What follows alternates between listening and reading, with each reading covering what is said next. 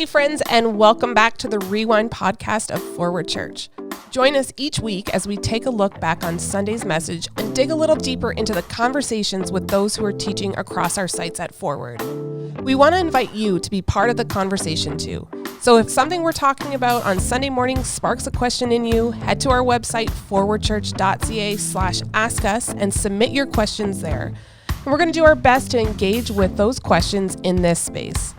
With that said, let's jump in and get started.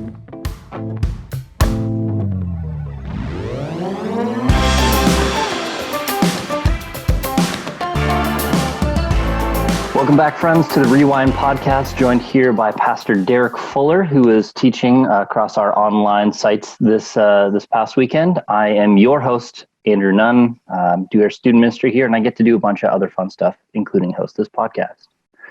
Now, I want to start with a rebuke, because one of the fun things I get to do is host our online services as well.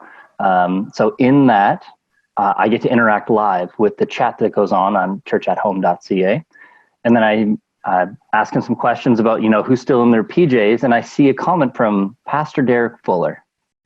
And I go ahead and I read that out loud without having processed the information in front of me. And the guy who is preaching that day asks, what do you do if you don't own PJs? And I say that live in front of our church family.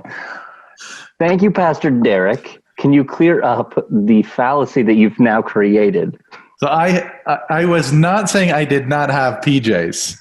These are my PJs. If you're watching on YouTube, I'm pulling them up right here. So you can see them. They're real. That's a full nice length, and long, baggy plaid PJs. Those are my PJ pants. I told you afterwards. I quickly responded back and said I was asking for a friend. That didn't help me. That didn't help me at all. So a little peek behind the curtain here, which is what this podcast is kind of for, is I was really on my heels after reading that because I could hear Pastor Keith and Bennett and Eric in the booth chuckling, and I'm trying to keep my composure on camera live. And so I had to throw to the host video just like basically so I could get myself together in that moment. So I've got some doozies for you today. You better be ready. I was just, trying to keep things loose. Yeah, great on the chat, not great when you're a guy sitting in front of a camera by himself. So thanks, Pastor Derek. Now, other than totally submarining me in my debut as an online... Which I thought you did fantastic on, Andrew. Right. I thought you were really good on hosting on Sunday. So even given that you totally gooned me on that, I thought you also, that was a really timely message. We said months ago, this was sort of the direction we wanted to head post-Easter. And I feel like the Lord really aligned that for us as a series design team and just sort of feeling like he knew what his people were going to need to hear in this season better than we ever could have. Yeah. So for those who maybe were so distracted by the PJ comment or weren't necessarily joining us on Sunday morning, what's the one big idea that you wanted people to walk away with if you were to summarize it? I would say this, that worship and doubt or faith and doubt are not necessarily mutually exclusive realities. Mm-hmm. And I think that's what I wanted to drive home, that we have doubts, probably will always have doubts about certain things. Mm-hmm. Those doubts can drive us into a deeper faith if we let them. And don't necessarily have to drive us away from faith. Mm-hmm. Yeah, so that's a great intersection for my role in student ministries, right? There's a lot of people who are sort of like burgeoning adults who are sort of wrestling to the ground, like, is this a faith I believe because mom and dad said so, or because there's enough evidence for it, or something I really want to take on? And one of the things I regularly say to parents as I'm sort of coaching them through that separation of their faith leaving in the embodiment of their child is doubt isn't the enemy of faith. It's actually a gateway to it, right? Yeah. You never know how much you trust something till you push on it. Yeah. No, absolutely. And I started talking about, that was my experience. So as I'm talking to you here as a youth pastor, it was in that time of being a junior high student where, and this is normative. So if you grow up in church, in faith, there is a reality that at some point you have to grapple with the question, do I just believe this because my family of origin believed it? Or am I going to own this for myself? That's the only way you can move into a real, vibrant, living personal faith, is to grapple with that question of like, is this really real to me? Not just something that is a tradition handed on from parent to child. Yeah. And I love the like raw authenticity that you came to, like, hey, this was my story. Now, thinking back to that, was there anything that precipitated those questions, or was it just what you felt like sort of the natural development of your faith? Or I think a lot of it is natural development of faith mixed with my own personality type and tendencies. Mm-hmm. So I had mentioned to Andrew as we were prepping for this that in my Myers-Briggs personality type evaluation, one of the things that you read in the notes that come out to try and describe you is that my personality type is the personality type least likely to be a person of faith.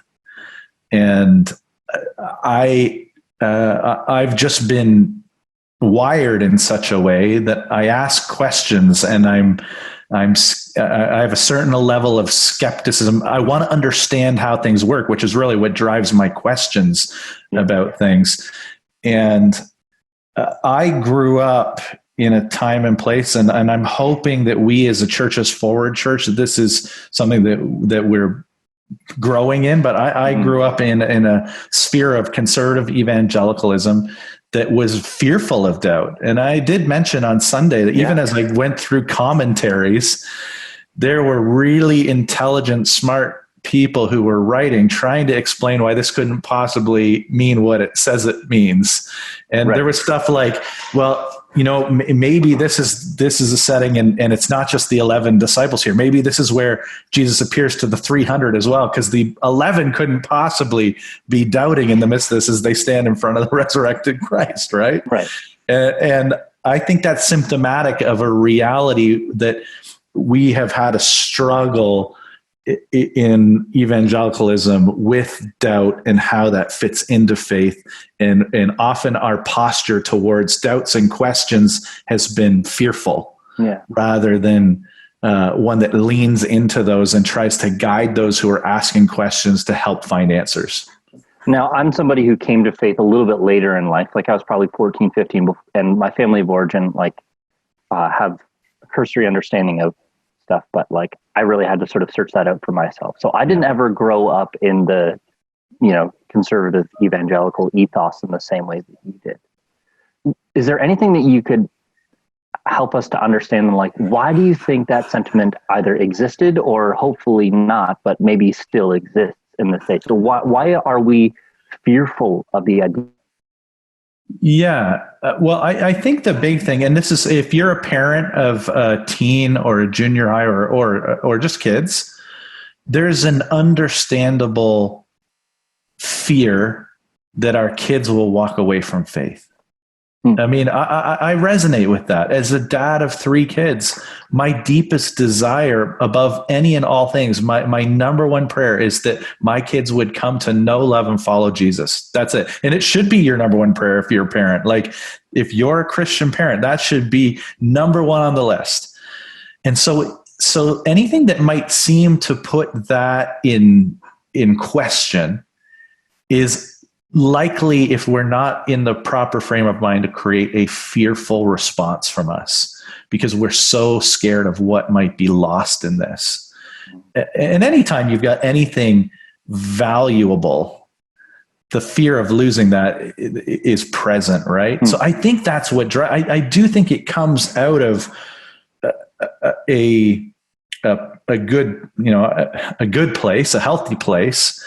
But I think it's a wrong understanding of the situation. And ultimately, it in itself is a lack of faith.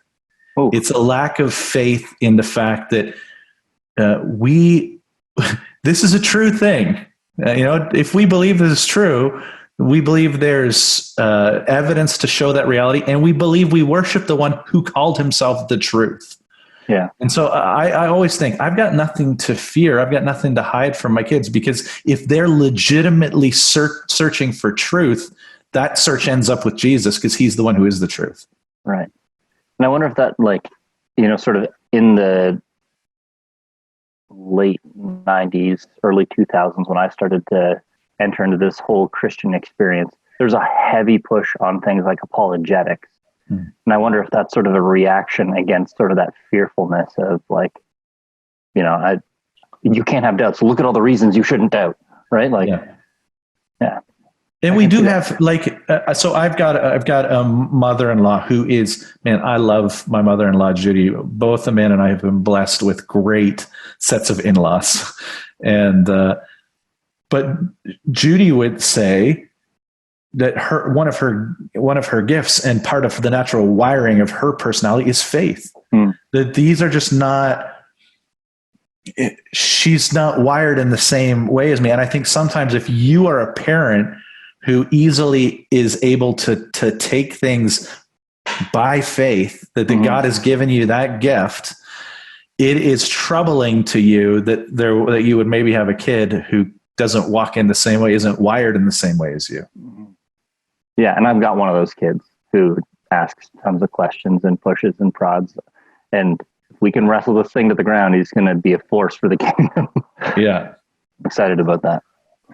Now, I love that, like the picture you were painting there of the disciples interacting with Jesus, and like they're doing what he said, right? Like he said, "Go meet me here." They were being obedient, following his decrees,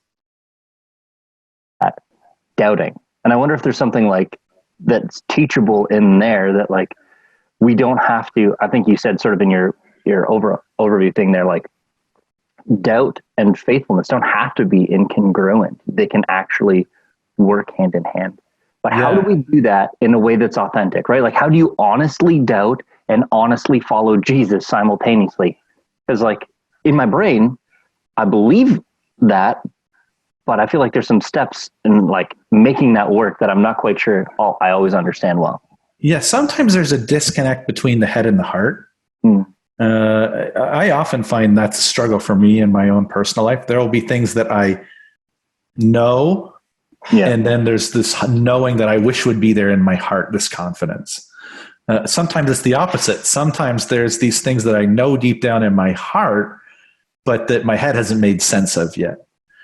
I think that ultimately when you worship in the midst of doubt, that helps to address the doubt, because you move past the doubt, walk forward in faith.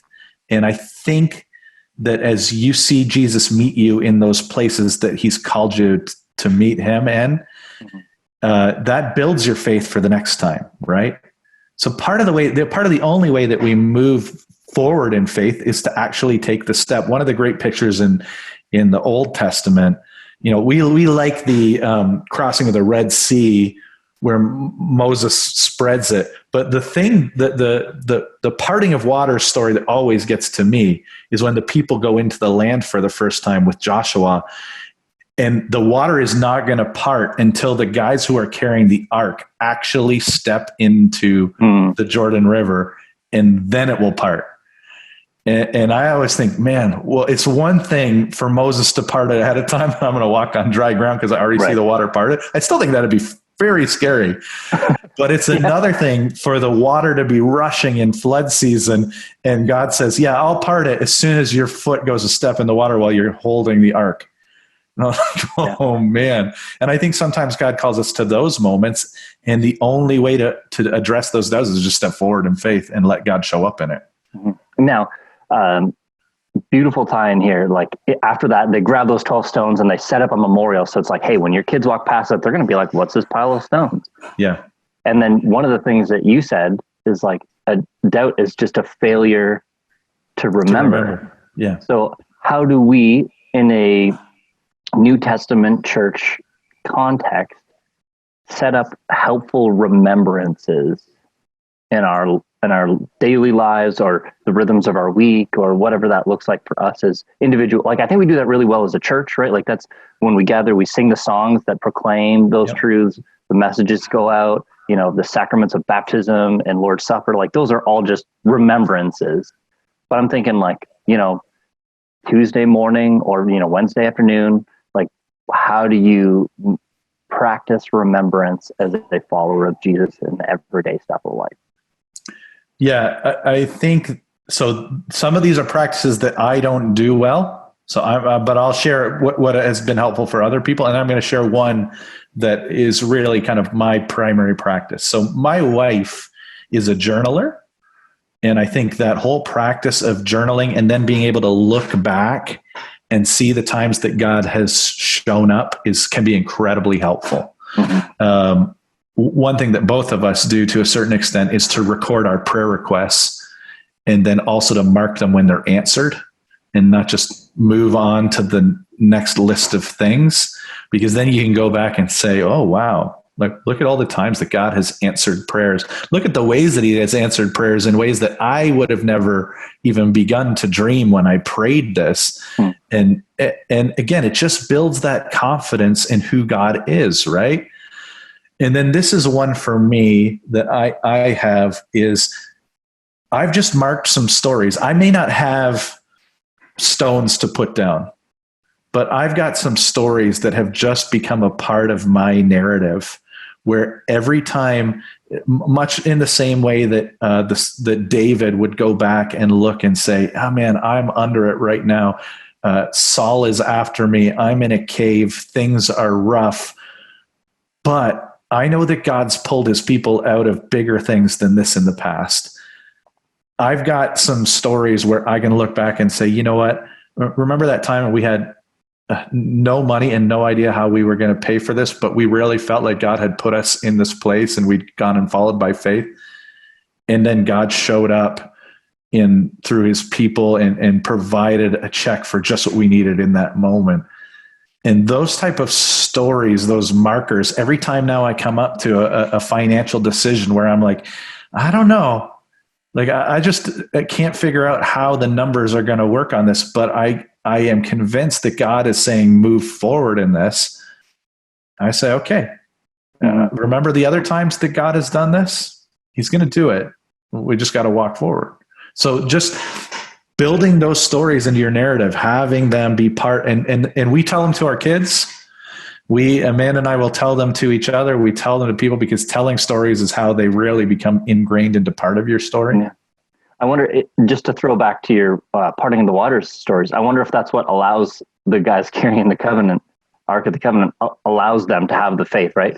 Because they've lived their whole lives hearing the story of, how we got here? Yep. God split apart a sea and hundreds of thousands of people walked across a dry land. Yeah. Right?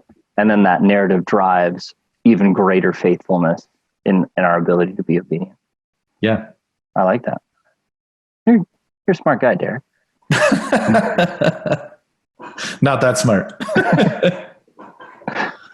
You also said, doubt can come from disinformation. And I don't know that there was anything more timely in your sermon than that very line that, you open up your internet browser or a newspaper or whatever, and there's so much fear mongering and disinformation and the people, like, maybe the data isn't wrong, but the people who are interpreting the data maybe don't have the right pedigree to be doing that sort of thing. Yes. So how do we combat that? Because all that creates is fear and doubt. How do we actively combat that? I would say, like, if there's anything specific for the day that we find ourselves in, that would be great. But also just like as a general, like, I know interacting with young people who are sort of wrestling through faith, like they go, oh yeah, but my teacher said this. Oh yeah, but I read this one book. Or, oh yeah, but on this blog post by this guy, there was this thing. How do we begin to process that in a helpful way? Yeah. So there's some things, I said on Sunday, and I know a couple of people told me they found this line very helpful and they hadn't thought about this before, to doubt your doubts. That is to put the narrative that is challenging your current narrative under the same microscope that you're putting your current faith, right? And I think too often we don't do that. We just allow something to creep up and create doubt, but we never say, well, like, how true is this? Why would I believe this story over this story? Right. And when you start to do that, you often realize it's not actually offering you a better story. It's got more holes in it than the first one. I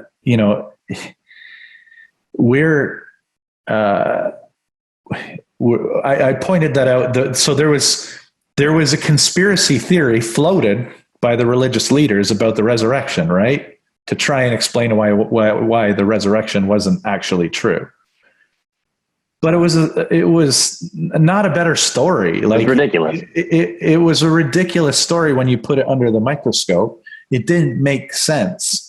And a lot of things that I see people float online, I'm like, doesn't really, make sense. I know you're fearful right now and you're doubting what people are telling you, and there's all sorts of information, but not all stories are created equal. Right. Not all stories make sense to the same extent. It's why I've landed as a person of faith where I've landed, because everything that I read in the Bible, the longer I live life, the more true I find it to be. The more it actually does make sense of my experience of what humanity is like, what the world is like that I live in. So I think you have to doubt your doubts. You have to consider the sources that you're taking in. You have to consider what are the motivations sometimes of the sources. What's the character of the person who's putting this out? I often think, man, it seems like a lot of these conspiracy theories are floated by people who really seem angry, fearful, and unhinged. Yeah. That's not the type of person that generally I want to rely on for anything in life. Yeah, that's not your life coach, right? Like, that's not who you go to and sign up for them to guide you through your daily experience. Yeah, and as Christians, even more so, because we know that the truth produces certain things in people, right? Love, joy, peace, patience, kindness, goodness, gentleness, faithfulness, self-control. When I see the fruits of the Spirit not evident in the character of the person who's relaying a message, it causes me to doubt the message. Yeah. So I think I think character matters in the message that's being relayed. I think expertise matters, and we can't even really get into that. That is such a, let's just say there are people who have spent a lot more time, energy, on learning something than you have in the 2 articles that you've read. Now, I appreciate that the 2 articles may have been very engaging, but there are people who have spent like 25 years of their life focused on a single issue.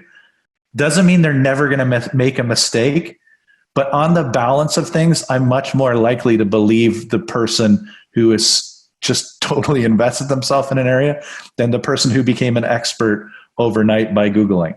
Yeah, and keyboard warrior did. Yeah. Now there's a real balance here, because like, doubting your doubts, I also love that line, and I think it's helpful, and I think some of those points you just made are really practical. But there's a danger in being dismissive there, right? Yep. Like I know I will far too easily be like, all right, keyboard warrior, you just cool your jets there, and just like totally invalidate somebody. Yeah. But there's something helpful in I don't know if you've ever read like The God Delusion by is it Richard Dawkins? Yeah, I couldn't remember. I believe so. I think it was Dawkins who wrote that one. Yeah. So like reading some of the New Atheists or some of the people who want to aggressively push on that. So rather than dismissing, engaging, right? Yep. But still putting it under the microscope. Yeah. Which I think you're right. Like, I do think there's it's interesting. So, in scripture, we read, sometimes it says that we should cast our pearls before the swine. And then at another point, it says, don't cast your pearls before the swine. And the point is, like, sometimes there are people and there's an idea that is worth the engagement that you would give to it. And sometimes you enter into a situation where you recognize there's actually no win in this. Mm-hmm. There's nobody's going to change their mind. We're not going to come closer together. This is probably just going to drive dialogue further apart because we become more entrenched in what we already think. And I just think there's for us as if you're a follower of Christ, here's the great promise that we're given. Great promise that we're given is that if anyone lacks wisdom, that he can ask God, who gives generously to all of us without finding fault. And I lean into that all the time, where because humility, there's no better place you can be when you're trying to learn than to come from a posture of humility.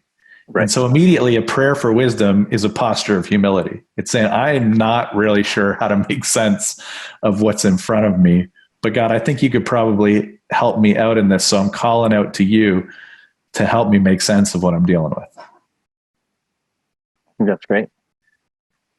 Yeah. And like your final point was to, lean into people, right? Like to not away from, but leaning into people in that season. So crying out to God, I believe, is helpful in the midst of doubt, but also like seeking the wisdom of the people God has placed around you is helpful. Yeah. Now, and again, consider the character of the people that you're going to. Like, mm-hmm. I want to go to people who seem to be closer to God than me.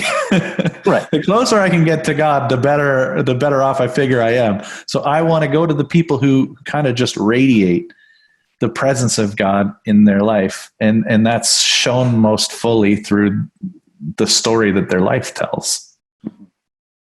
Now, just as I was listening to you, I was thinking, from the perspective of somebody who is being approached, right? So somebody's struggling with doubt and they show up on my doorstep and they say, Andrew, I'm really struggling with, this concept or whatever it is, or, the existence of God. How do I effectively care for them and lead them through their doubts in that moment? Well, first you listen. You can't get past and overlook this part. Carefully listen. I mentioned my third place that I said doubt comes from disappointment. Mm. My overarching experience with people who are really struggling with deep questions about God is, as much as those oftentimes are intellectually valid questions, they're driven by a deep hurt or disappointment in the person's life. And it usually takes very little time to dig down and realize, oh, there's something significant. There's a significant wound here. There's a significant disappointment that took place. And that's what has caused these doubts. And so one, you want to listen because, you want to you want the person to feel validated. You don't want them to feel dumb. That's the last thing you want to do is say, oh, that's a stupid question. Like, how could you doubt God? Aren't you walking on a planet? How did the planet get here? Right. And too often Christians are super dismissive where, intelligent people have asked those same questions all throughout history. This is not a mark of you being smarter. Right. You want to listen to hear but then there is that, like, you want to listen just to understand, is there something else going on in that person's life? Because I guarantee you this, you can answer every one of the intellectual questions, but if you never get to the heart question and the heart hurt, you're never really going to get anywhere anyhow. So that's the first thing I would say. The second thing is, it's okay to say, I don't know. Oh, man. I think that's what a lot of us are terrified about, right? Someone's going to come to us with a question and we're not going to be able to answer it. And then some of us feel the need to make up something on the fly. That's the worst thing in the world to do. Yeah, not ultimately that helpful. To do is just to say, you know what, that's a great question. And I don't know that I have a sufficient answer for you right now, but I'm going to go out and see what I can find for you and get back to you. And then we can dialogue that together. Then, and I didn't mention this on Sunday, there are going to be times where the doubt comes up and you're not going to get an answer. Because there's a mystery of God. And I would have loved to have leaned into this reality of the mystery of God. I'm never going to be able to fully answer and explain the Trinity. I'm never going to be able to fully explain the hypostatic union of how is Jesus Christ fully God and fully man at the same time, and how does that play out. If I could explain it, then we have a problem, because we would have a God who's only as big as my brain power. Only as big as the God that I can conceive. That's not a God that's big enough. So there's some reality that, I've actually come to the point where, man, I take great comfort in the mystery of God. I'm thankful that there's a God who's bigger than my mind can comprehend. And in that, then we lean into the things that are more explainable, that are based on evidence. That's why I think that Paul, in 1 Corinthians 15, he roots it in the reality of the resurrection. That's where I always try and take my apologetic.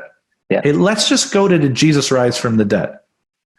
Did Jesus die and rise from the dead? Everything else is going to kind of hinge on that foundational reality, because there's going to be other things that I'm never going to be able to wrap my mind around. But if there was a historical reality that a man who claimed to be God died and rose again to prove that claim, hey, that's a pretty good spot to start. All right. I think that's great. Now, again, you encourage us to lean into other people. And I think those are some great, like if you're the person who someone's coming to, those are some really helpful tools, particularly the one on listening for that heart wound, man. Like, as you're saying that, I'm like, I've been in those conversations where you're like, I'm answering the questions, but I'm not really satisfying. Right. Yeah.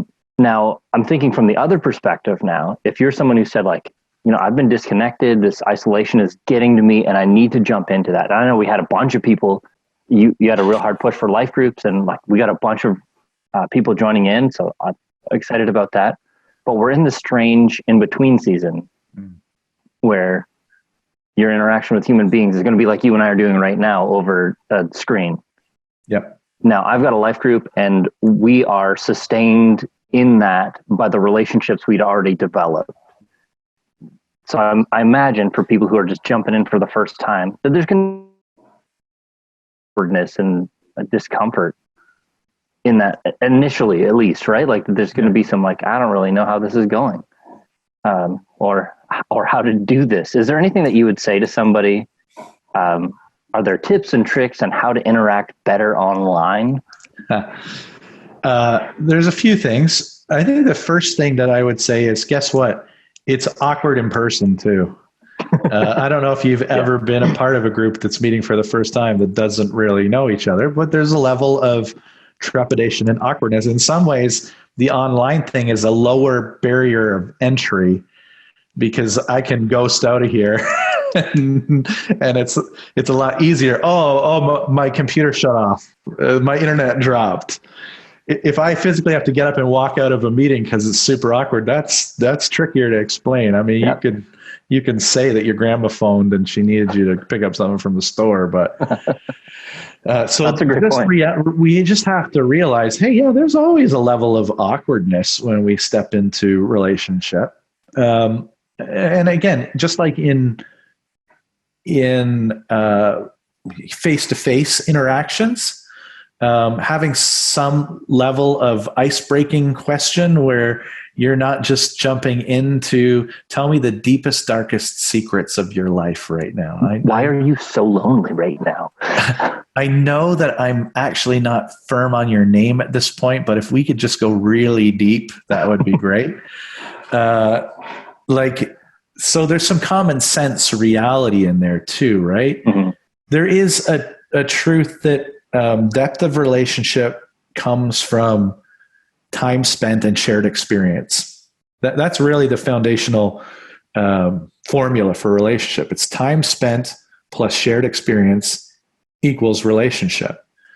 And that's why if you think back, you had so many friends that you developed in high school and elementary school, and then oftentimes even at a deeper level in your college years, because you were going through these life-changing experiences together in this short period of time. And then all of a sudden you head off into like the work world and stuff, and it feels really like it's hard to make friends. Yeah. But you were living with those people 24 hours a day, 7 days a week, doing a whole bunch of stuff that you'd never done for the very first time. So this relationship investment happened so much quicker. So you got deeper so much quicker. What we've found actually in this season in our life group hasn't met for that long before we entered into this season.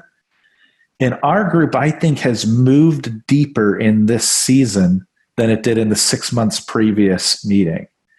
And I think that's because we're going through a shared experience together. Yeah. I think that's allowed people to open up to a level that they didn't open. The other day, we all we did was we had 3 people in our group share their testimony.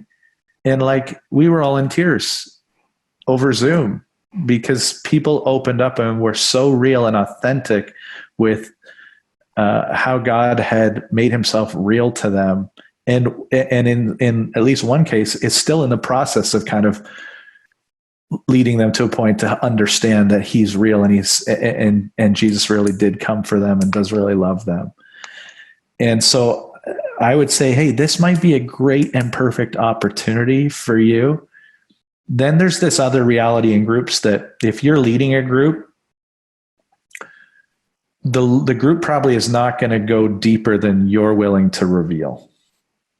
So you have to be the pace setter in being willing to be vulnerable and authentic in your group. And that will determine how vulnerable and authentic your group gets. If you always just want to keep stuff at a pretty surface level, and you never want to share deeply about, the deep stuff in your life, no one else is going to jump into that if you're not willing to lead the way. But I will say we've got a couple groups that have started to meet already during this season. I was talking to a guy from Kitchener who said he's just loving it, that he's jumped into a group and this has been so great for him. So I know that they can work because I know they are working. And then I just heard from Kevin today, and you were there as well. He talked to David Lewis, who's leading our Alpha program. They're in week 2, and they're having great discussion. And none of these people knew each other before. A couple weeks ago, right? Started to enter into this process of asking questions together. Yeah, great. That's helpful. And I think, if there's somebody here who's wrestling through this doubt and question and leaning into people, Alpha's a great place to do that, right? Like, I don't know that there's anything more custom fitted for that experience than Alpha program. It's great. Yeah, you can jump in still. They're only going into week 3 this week. It's still a great time to jump in. And then if you feel like I really want to catch those 2 weeks that I missed, the next time we offer it, come back and do it again if you want. Mm-hmm. Many people circle the drain on Alpha. I had one lady in my last church who was a self-identified alphaholic. I've never heard that before, but I appreciated it. No, me either. Great. Well, I think that's all I have for you today, Derek. Really, again, appreciate your message and how timely it was, and like some real practical handles on in a time that sort of like naturally stirs up doubt and discomfort within us, how to manage them. I think you gave us some even more helpful tools in this podcast. So thanks. Anything final you want to throw into the pile here? Getting ready this week. We're looking forward. So this next message coming up is what it looks like to follow Jesus fully. And so we're going to pick up the story of Peter after Jesus returns, where his last interaction was, denying Jesus 3 times. Not the ideal. It's a powerful story. I think I know every time I read it, it kind of cuts to my heart, because I just stand there in the spot of Peter, because I've been there in the spot of Peter many times before. I think it's a really hopeful story in the end too. So. Okay. So I hope to see you and the rest of you guys listening here Sunday morning, 9 or 11 o'clock. And again, if you're listening there and you've got some questions, head to forwardchurch.ca/ask us and throw those questions at us. And we'd love to have those inform these discussions. We love you guys. We're praying for you in this uncertain time. And we're excited to be able to stay connected with you. So until we meet again, friends, we'll see you.